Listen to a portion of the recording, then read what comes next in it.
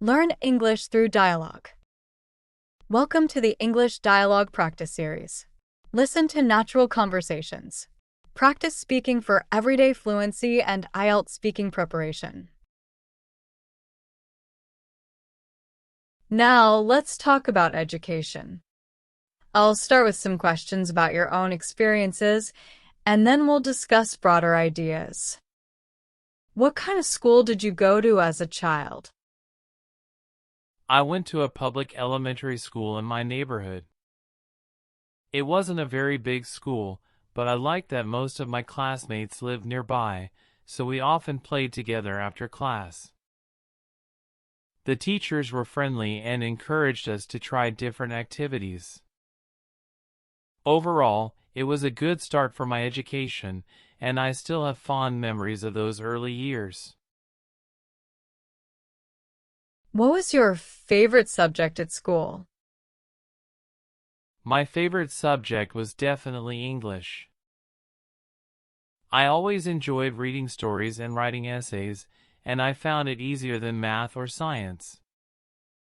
I had a really supportive teacher, which made a big difference. Learning English also helped me connect with people from other countries online, so it became even more interesting for me over time. Did you ever dislike any subjects? Honestly, I wasn't a huge fan of mathematics when I was in school. I often found the problems challenging, and sometimes it felt a bit dry compared to other lessons. However, I tried my best and eventually improved with extra practice. Looking back, I think I just needed a different approach to learning math to enjoy it more. Do you prefer studying alone or with others? I generally prefer to study alone because I can focus better and go at my own pace. But sometimes, when there's a big exam coming up, I like to review in a group so we can share ideas and quiz each other. Study groups are great for clearing up confusion, but I get distracted if there's too much chatting.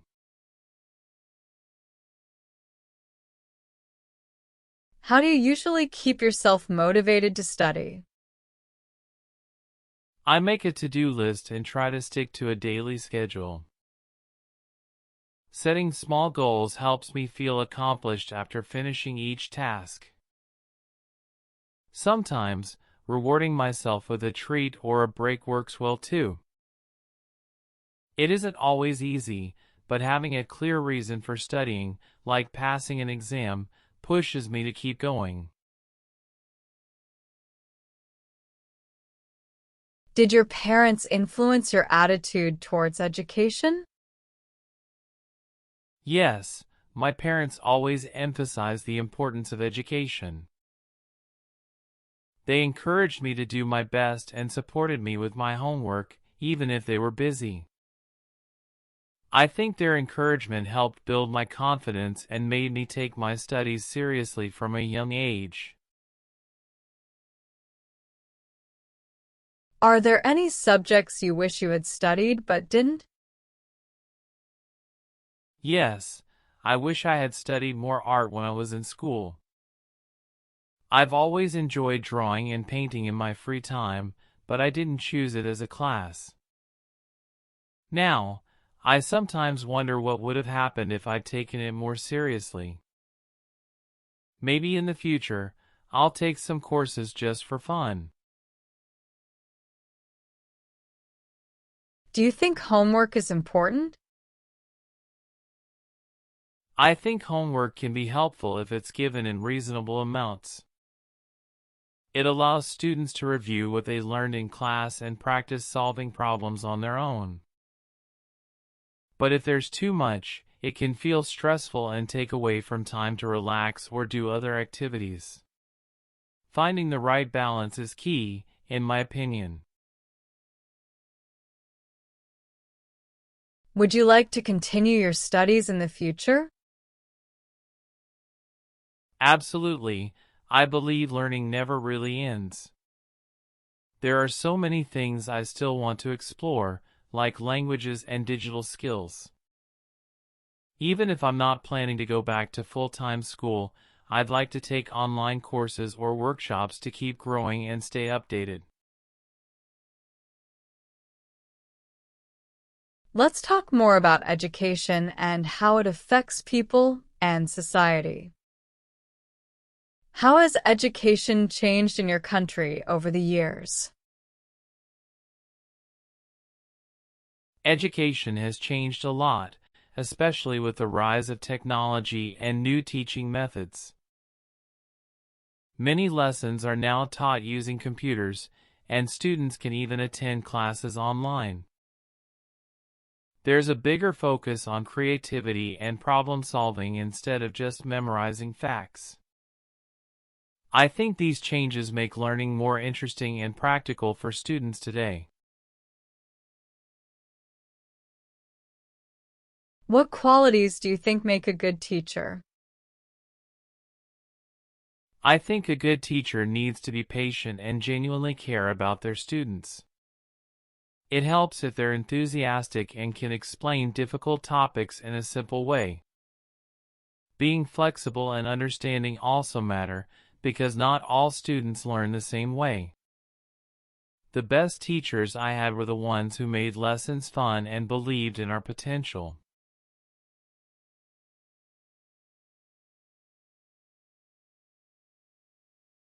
Should schools focus more on academic subjects or life skills? In my opinion, schools should strike a balance between academic subjects and life skills. While math, science, and languages are important, it's also essential for students to learn how to manage money, communicate well, or solve real-life problems. Preparing students for the real world makes education more meaningful and useful. What role do parents play in a child's education? Parents play a huge role in shaping their child's attitude towards learning. They can help with homework, encourage curiosity, and set a good example by valuing education themselves.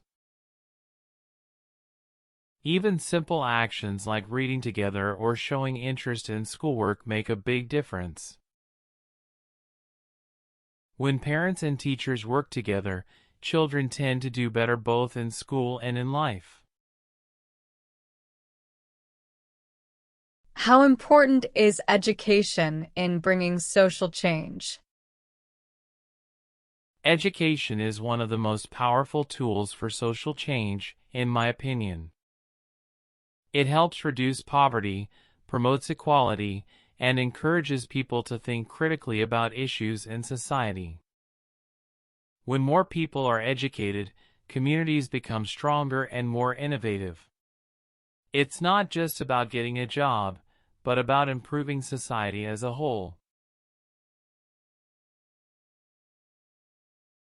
Do you think technology will replace traditional teachers one day? I don't think technology will ever completely replace teachers, but it will change the way we learn. Computers and online classes can provide a lot of information, but personal connection and motivation from a teacher are irreplaceable. Technology is great for supporting teachers, making lessons more engaging, and reaching students who can't attend school in person.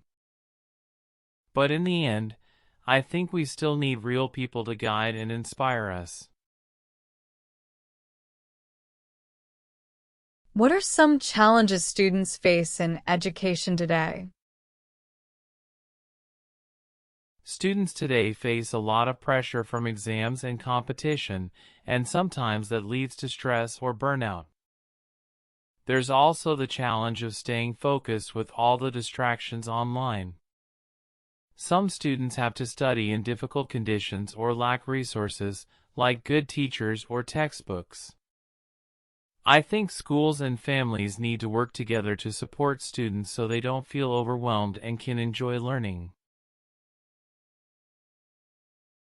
In what ways has online learning transformed education?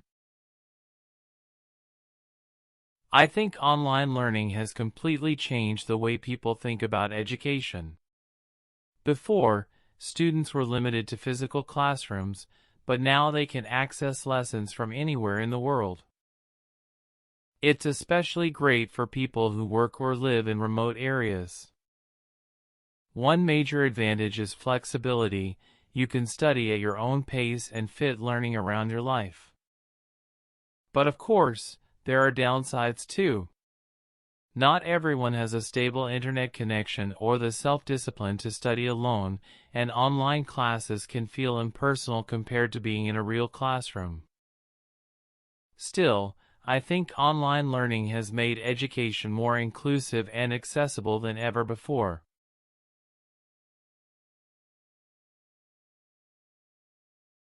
What are the main advantages and disadvantages of online education? The biggest advantage is convenience. Students can learn anytime without having to commute. It saves time and often money, since many courses are cheaper online. It also allows people from different countries to attend the same class, which makes learning more global. But the disadvantage is that it can be hard to stay focused and motivated without face-to-face interaction. Some subjects, like science or art, are harder to teach effectively through a screen. Also, students can miss out on the social side of school, group work, friendships, or even simple classroom discussions. In short, it's incredibly useful but not a perfect replacement for traditional learning. What kinds of skills do you think will be most important for future jobs? In the future, I think people will need a combination of technical and soft skills.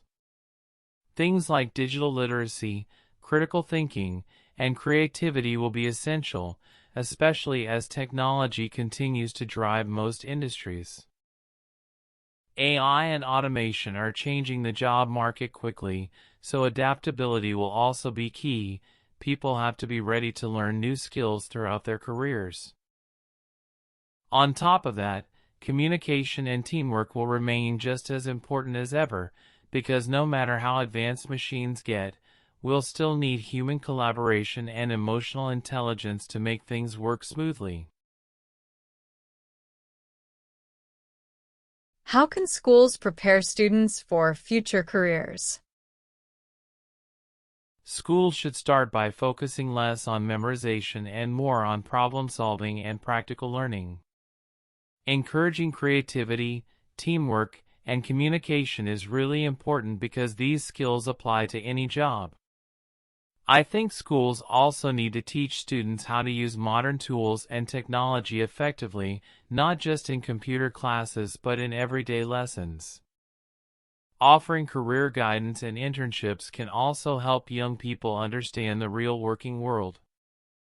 The more schools connect learning to real-life situations, the better prepared students will be. How can schools address issues of equality and diversity in education? Schools can make a big difference by creating an environment where everyone feels included and respected. This could mean offering scholarships or financial support so that students from poor backgrounds can have the same opportunities as others. It's also important to represent different cultures, genders, and perspectives in lessons and textbooks. Teachers should be trained to recognize bias and support all kinds of learners, including students with disabilities. When students feel seen and valued, they learn better and grow up to be more open-minded too. Do you think future education systems will focus more on skills or knowledge? Honestly, I think it will have to be a mix of both, but with a stronger focus on skills. The internet already gives us instant access to information, So what really matters now is how we use it. Schools will probably spend more time teaching students how to think critically, collaborate, and solve real-world problems, instead of only memorizing facts. Knowledge will still be important, but the ability to apply it creatively and adapt to change will be what truly sets people apart in the future job market.